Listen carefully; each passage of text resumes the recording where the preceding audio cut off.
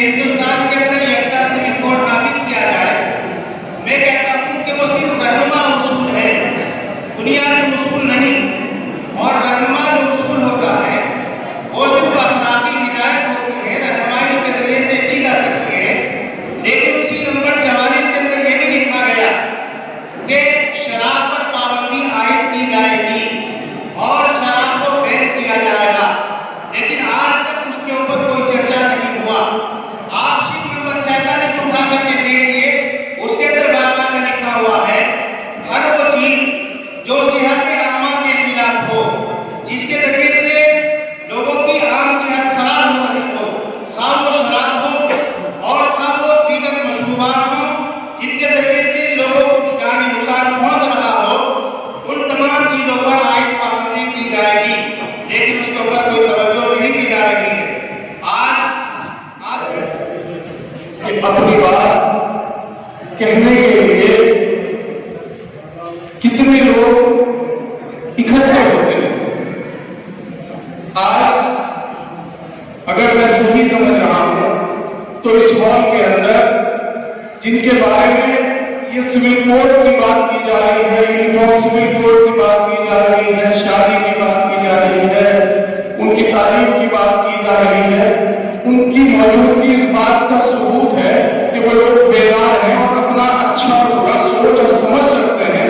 इसलिए बड़ी तादाद में मेरी सरकार और बहनें यहाँ मौजूद हैं इस काले कानून की मुखालफत के लिए। मैं बहुत ज्यादा भी मुफ्ती साहब ने जो कहा, मेरे ख्याल से उसके बाद किसी के पास कहने के लिए कुछ बचता नहीं। हम तमाम लोग आपसे यही रिक्वेस्ट करते हैं कि हम लोग इस कानून की मुखालफत में आपसे गुजारिश करते हैं कि हम इस कानून को मानने के लिए इसलिए तैयार नहीं है कि ये कानून इंसान के बनाए हुए कलम का कानून है और जिस कानून पर हम अमल करते हैं वो कानून कुदरत का बनाया हुआ है। मैंने इसलिए माइक किया, आप लोगों ने अपनी आपत्ति इसमें दर्ज कराई है और जो पूरा सदन है अधिकतर लोग उसमें से सहमत हैं। मुताबिक से तो बातें रिपीट ना करके इन विचारों के अलावा किसी को कोई और विचार अगर रखना हो तो अपना हाथ उठाएं। वो बातें मेरे सामने आई विकास नगर के लिए। कमेटी के साहिबान ने फरमाया, एक बात ये थी कि अगर यूनिफॉर्म सिविल कोड पर एक्सरसाइज हो रही है, यूनिफॉर्म सिविल कोड बनता है तो बाकी जितने लॉज हैं वो एब्रोगेट हो जाएंगे। सर ये बात थी ना, बाकी लॉज एब्रोगेट हो जाएंगे, दो पर्सनल लॉ, क्योंकि एक ही कानून चलेगा, दो कानून नहीं चलेंगे। तो जब पर्सनल लॉ खत्म होंगे तो खाली मुसलमानों के पर्सनल लॉ खत्म नहीं होंगे, हमारे हिंदू भाइयों के भी पर्सनल लॉ खत्म होंगे, हमारे सिख भाइयों के भी पर्सनल लॉ खत्म होंगे, हमारे ईसाई भाइयों के भी पर्सनल लॉ खत्म होंगे। दूसरी बात, कमेटी में जब बात हुई तो ये बात सामने आई कि जो पर्सनल लॉ है उनको रेगुलेट करने की कोशिश की जा रही है। अब उसमें से क्या क्या चीज हटेगी, क्या क्या चीज रहेगी, ये हमारे सामने अभी कोई तस्वीर नहीं है, किसी को नहीं पता इस बात की। उसके लिए हमें जो पता है वो ये है कि 1867 के अंदर जब यहां पर पुर्तगाल की हुकूमत थी, गोवा की डोमिनियन थी, वहां पर पर्सनल सिविल लॉ करके वो कानून बना। उससे ही हमें, क्योंकि अभी तक हमारे सामने कंपनी, हमारे कमेटी का कोई ड्राफ्ट नहीं है कि what they are going to change in our personal law, ये किसी को नहीं पता। अब हमारे सामने वो लॉ है, वो क्या लॉ है जिसको हम कहते हैं यूनिफॉर्म सिविल कोड। एक तो बात ये समझ लीजिए कि जिस वक्त गोवा के अंदर वो कानून लगाया गया तो यहाँ पर ये फ्री है, हमें अपने समाज के हिसाब से चीजों को देखना है।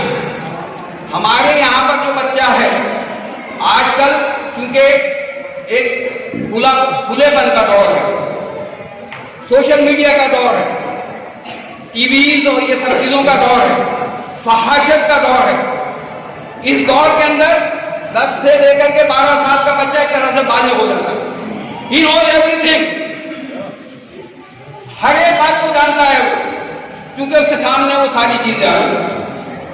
शादी की उम्र जिस वक्त तक आती है उसकी और उसका कोई ताल्लुक हो जाता है, मान लीजिए वो 18 साल का है और लड़की भी 18 साल की है, उन्होंने आपस में शादी कर ली। जब तक वो 21 साल का नहीं होगा लड़का, तब तक मैरिज रजिस्टर नहीं हो सकती, कानूनी एतबार से उसकी मैरिज नहीं हो सकती। जब वो मैरिज नहीं हो सकती है तो उस हालात के अंदर उसका निकाह भी नहीं है, उसकी कोर्ट में भी मैरिज रजिस्टर नहीं है, तो 3 साल तक वो क्या करेगा? जिनाखोरी करेगा, क्या करेगा? कमेटी के पास मैंने कम से कम 20 संख्या में संक्षेप में बात आपके सारे सुझाव मैंने पिछली बार भी आपको कहा, सारे सुझाव हमें मिले हैं, बड़े गंभीरता से वो सारे हमने पढ़े हैं और रखे हैं। उसके चलिए मैं बहुत बड़ी शॉर्ट में बात करके एक बार उसके अलावा तो मेरी आप बात सुनिए, कहाँ क्या प्रचलन है, कहाँ क्या चीजें हैं, इसके स्थान पर कोई, जैसे आपने बहुत अच्छी बात कही, आपने कहा वहाँ पे रजिस्ट्रेशन नहीं होता, तो आप अगर इसे ऐसे कहें कि अगर विवाह हो गया, निकाह हो गया, तो उसका इमीडिएटली जो भी तय उम्र है उसका इमीडिएटली रजिस्ट्रेशन होना चाहिए। आप ऐसा सुझाव रखेंगे तो समिति को बहुत लाभ होगा। दूसरा एक सजेशन मेरा ये है, कि ये जो एक्सरसाइज हो रही है सारी इसके अंदर सारे मसाइल के लोगों को एक आपका पैनल डिस्कशन होना चाहिए, उन पॉइंट्स के ऊपर डिस्कशन होना चाहिए, उसको आप कुरीति कहते हैं, हमको उन कुरीति के ऊपर डिस्कशन होकर के एक कंसेंसस होना चाहिए, ताकि फिर बाद में वो खुद ही वो समाज। मेरा सबसे मशवरा है कि अगर हमारे यहाँ पर कोई कुरीति है तो हमारा समाज उसको खुद छोड़ दे, कानून बनाने की जरूरत नहीं, हम खुद छोड़ दें उनसे बात हो, भाई इससे मुख्तलिफ हो बात से या नहीं हो, कि हम अगर कोई आर्टिकल 25 से 28 में हर इंसान को किसी भी मजहब का हो आजादी है कि वो अपने मजहब को किसी भी तरीके से फॉलो करे जो उसका मजहब कहता है। अब आर्टिकल 29 और 30 उसको ये आजादी है कि वो अपने एजुकेशनल इंस्टीट्यूशंस कायम करे, जिसके तहत हमारे मदरसे दिया है। अगर कॉमन सिविल कोड नाफिज होता है तो मेरी राय ये है, आपको पॉइंट नोट कीजिएगा कि कॉमन सिविल कोड के नाफिज होने से जो पर्सनल लॉ है पहले तो वो पूरा, और फिर इस सेक्टर पर जस्टिफिकेशन जिस इन आर्टिकल्स के जरिए हमें हमारा कॉन्स्टिट्यूशन दे रहा है वो क्या बाकी रहेंगे या उनको खत्म कर दिया जाएगा। ये बहुत इंपॉर्टेंट एस्पेक्ट है इसका। अगर हम अपने एजुकेशनल इंस्टीट्यूशन ही कायम नहीं कर पाएंगे अपनी सहूलत के एतबार से, तो फिर हमारे लिए बड़ी एक मुश्किल आने वाली है। पहले ही हमारे यहाँ शिक्षा का जो दर है वो बहुत कम है, उसके बाद तो बड़ी मुश्किल हो जाएगी। तो पहले तो ये एक बहुत इंपॉर्टेंट सजेशन था, वो ये है कि आप इस बारे में वजाहत दें कि अगली बार जब आपको मुलाकात हो तो मुझे उम्मीद है कि समिति ड्राफ्ट तैयार करें, उस ड्राफ्ट के अंदर ये सब बातें मौजूद हों, उसके बाद उस ड्राफ्ट पर जो एतराज़ात हों, जो ऑब्जेक्शन हों, उनको हम लोगों से लिया जाए। और जैसे डॉक्टर नीलम काफी साहब ने कहा, खुर्शीद भाई ने कहा कि हमारे कुछ स्कॉलर्स और स्कॉलर्स की वो तो सिर्फ दीन के आलिम ना हो, जो दीन के साथ साथ में कॉन्स्टिट्यूशनल नॉलेज भी रखते हो, ऐसे स्कॉलर को इस कमेटी के अंदर होना पहले भी होना चाहिए। लेकिन अब आगे जो ड्राफ्ट किया जाए उस ड्राफ्टिंग कमेटी के अंदर ऐसे स्कॉलर का होना बहुत जरूरी है। ये सजेशन प्लीज आप कीजिएगा। और मुस्लिम पर्सनल लॉ, अभी एक बात की सर ने इंट्रोडक्टरी स्पीच दे रहे थे कि प्रॉपर्टी के अंदर जो राइट है, आर्टिकल 31 कहता है प्रॉपर्टी के राइट के बारे में बहुत सारे रेगुलेशन वहां पर है, लेकिन क्या हम इसमें कुछ ऐसी बातें हैं जिनके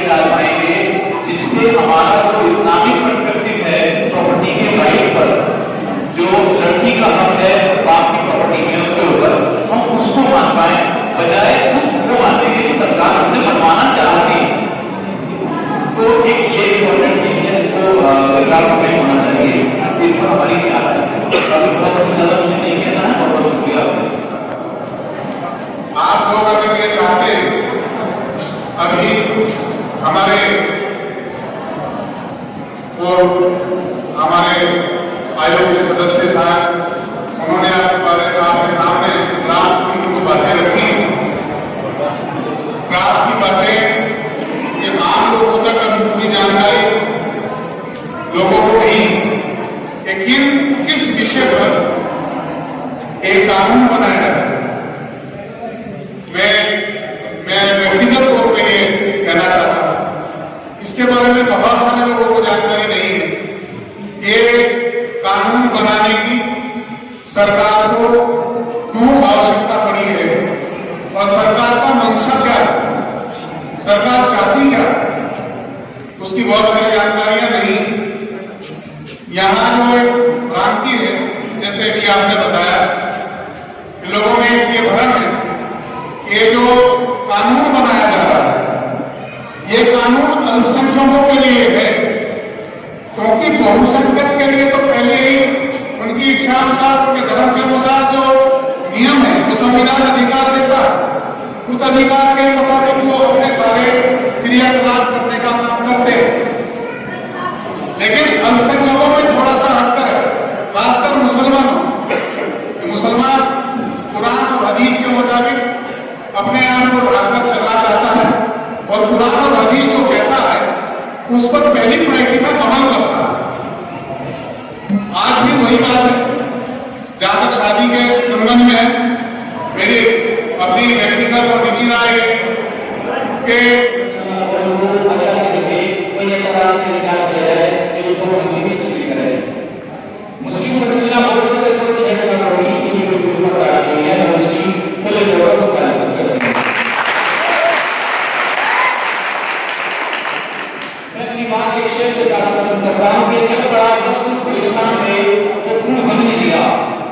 जब आई वहां तेरा काम नहीं। शेर मेरा ये है कि हम ही जीतू, हम ही अशफाक, हम ही जोहर के, जो कि इस मुल्क की जो आजादी हमें नसीब हुई है वो इन्हीं मुजाहिदों के दम से है। मैं कहना चाहता हूं कि हम ही जीतू, हम ही अशफाक, हम ही जोहर थे, हम पे महाराज कोई हुक्म न थोपा जाए। हम ही जीतू, हम ही अशफाक, हम ही जोहर थे, हम पे महाराज कोई हुक्म न थोपा जाए। काला कानून है जब सुप्रीम कोर्ट को, फिर ऐसे कानून पर हाथ में रोका जाए। हमारे मजहबी बातों पे, हमारे दिमाग पे किसी तरह की कोई गलत या साझेदारी नहीं। ये कानून समान नागरिक से सबके लिए एक समान कानून लागू करना है और इससे सबकी भलाई हो। अभी दोस्तों एक मसला मेरे सामने आता है। एक लड़के ने लड़के के लड़के से शादी कर रखी, वो काम करता है 5 साल में। अब वो ले आने वाला जब उसकी कहे तो पहुंचे तो पता चला कि उसने एक निकाह और बताया महीने में। उससे हमारी बेटी को हमारे घर को पसंद नहीं। इस कानून के लागू होने में कम से कम ये होने और अगर ये ऐसा है कानून जिसको एक सवाल और हमारे मजहबी मामलों में हमारे धर्म में कोई बदलाव नहीं है तो मैं ऐसा समझता हूं। मैं आपसे सभी को धन्यवाद करती हूँ कि लोग यहाँ पे मौजूद हैं। एक संकट में ये कहना चाहूंगी कि मैं बोलने के लिए तो बहुत कुछ है, लेकिन सभी के बुजुर्ग भाई बहन हैं, छोटे बड़े, और इससे ज्यादा कुछ नहीं है कि हम अपने मजहब के खिलाफ कोई भी छेड़खानी नहीं करने देंगे। यदि हमारे मजहब के खिलाफ कोई भी छेड़खानी की गई, हम लोग उससे विरोध करेंगे और उस पर कदम प्रदर्शन भी करेंगे। और जहाँ तक हो सका तो हम सभी लोग, जितनी महिलाएं यहाँ बैठी हैं, आप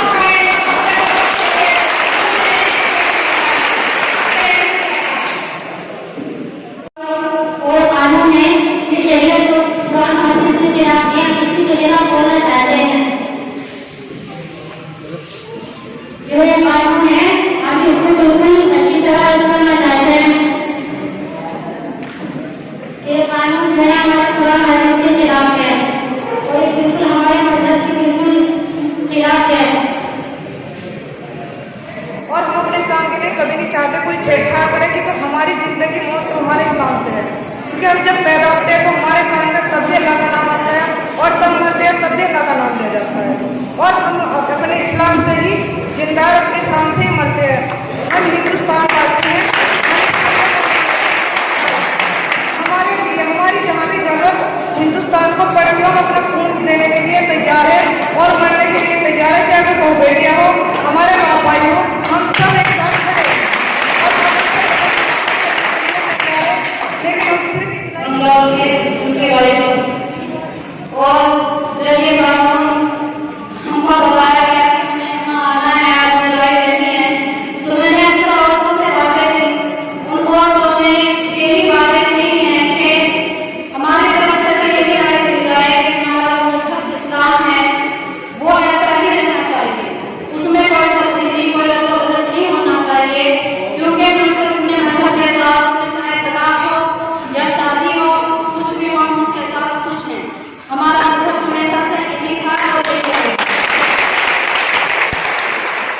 कोने कोने में जाकर लोगों के विचार जाने जाए। व्यक्तिगत नागरिक मामलों को नियंत्रित करने वाले कानून अपने प्रदेश के हर व्यक्ति को कहीं न कहीं स्पर्श करेगी। इसके मद्देनज़र समिति ने निर्णय लिया कि लोगों को सीधे जाकर उनकी बात सुनें। हम इस सिलसिले में प्रदेश के कोने कोने में जौनसार भावर इलाके में यहाँ जिक्र आ रहा था, हम लोग वहाँ जब गए तो जो चर्चा हुई। हम गए हुमायूं के क्षेत्र, वहाँ दूर दराज गुंजी गाँव में, इधर माना गाँव में, हर जगह लोगों ने अपने अपने विचार व्यक्त किए। विचारों में भिन्नता होगी, हमें तो ये देखना है कि इन भिन्नताओं के बीच में क्या कोई सूत्र है जो कि एक सूत्र में पिरोकर सब लोगों के लिए व्यक्तिगत नागरिक मामलों को नियंत्रित करने वाले कानूनों का रूप। हरिद्वार जिले में किस तरीके का लगा आपको? आप झगड़ा में गए कभी? और अभी हरिद्वार जिले में तो अभी आगे भी जाना है, लक्सर में मीटिंग होगी, हरिद्वार में मीटिंग, अभी हम पिरान कलियर हमारी मीटिंग। तो यहाँ जो स्थानीय लोग हैं उनके अपने मजहबी विचार हैं, उनको ये लगता है कि शायद जो कायदा कानून बनेगा वो मजहब के साथ नहीं छेड़छाड़। तो मैं उन लोगों की ये भ्रांति दूर करना चाहता हूँ कि समिति जो ने जो विचार किया है वो आप किसी भी मजहब के अपने रीति रिवाज, कस्टम, उनके जो आचार विचार उससे कोई छेड़छाड़ नहीं करनी। समिति तो ये देखेगी कि अगर कोई रिश्ता होता है, चाहे वो पति पत्नी के बीच का रिश्ता, चाहे पिता और पुत्र के बीच का रिश्ता, अब उसके बाद जो अधिकार आते हैं वो क्या महिला और पुरुषों के लिए बराबर के हो सकते हैं, कहाँ तक हो सकते हैं या कहाँ नहीं करना है, क्या सबके लिए एक लाइन से सभी चीज़ों को बराबर कर देना है, इन सबके समिति